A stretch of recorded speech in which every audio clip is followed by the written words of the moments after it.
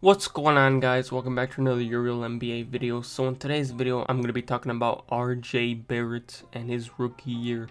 Let's get right into it. So basically, RJ Barrett's rookie year had a lot of ups and downs. There were games when RJ was going off, and then there were other games when he was inefficient. So his rookie year, it was kind of underwhelming and inconsistent, and a lot of people were disappointed. So obviously, he had a lot of expectations coming in, and a lot of people expected a lot more from his rookie year. But I mean, he did average just over 14 points per game, 5 rebounds per game, and 2.5 assists per game on 40% shooting from the field and 32% shooting from 3 on 3.5 attempts per game. Those are some decent numbers for a rookie in the NBA, but RJ just had way higher expectations. He was the 3rd overall pick, and Knicks fans thought he was going to go off in his rookie year, and that really just wasn't the case. He was inconsistent at times, and other times he wasn't being aggressive enough and he wasn't looking for a shot. So yeah, I mean, every rookie has those problems when they get into the NBA, but I think, RJ will get better. He will work on those areas in his game. I think RJ would just get better and he'll work on his shot as the years go on. But what I want to talk about in this video is why I think RJ Barrett can become an NBA superstar. Yes, I do think that RJ has what it takes to become one of the top players in the NBA when he's in his prime. As of right now, the New York Knicks organization is not doing great to help RJ develop. They're dysfunctional, they're not a really good franchise, and they're, just not using RJ in the right way. The Knicks were giving heavy minutes to guys like Elfrid Payton, Marcus Morris, and Julius Randle this year, and that would be a good thing if they were a contending team.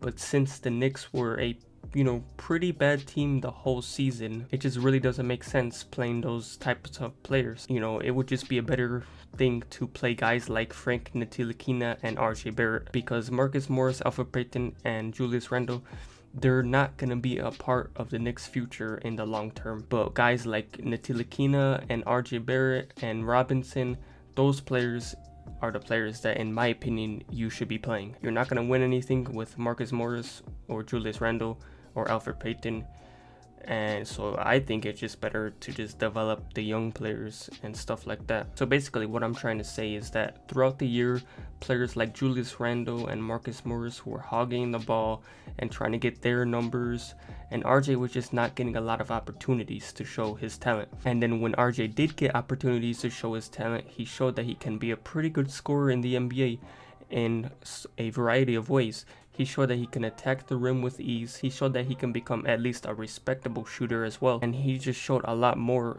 in his game. He showed a lot of what he can do in the NBA in the future. For example, I watched the Knicks game against the Bulls, and RJ had 17 points at the half. He scored 17 points at the half. He was really efficient, and he was looking for a shot. His teammates were finding him, and he was just going off. But then in the second half, his teammates stopped looking for him, and his teammates were hogging the ball, and RJ also stopped being as aggressive as he was in the first half, and he ended the game with 19 points. So yeah, that's not really that great, because he scored 17 points at the half. He was doing great, and then in the second half, his teammates weren't finding him. RJ wasn't looking for a shot, and he just didn't really score that much after in the second half. So yeah, what I think should happen is that the Knicks should get rid of Randle and Payton, because they're not a part of the team's future, and sometimes they could be ball hogs. So they should get rid of them, and they should get more minutes to Frank Ntilikina, RJ Barrett, and Robinson. That's their future. That's who they should build around. That's who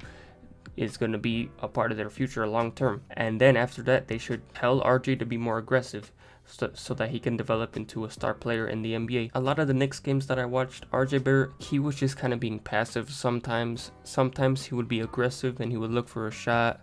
He would go to the rim and attack the rim, and he would get his points.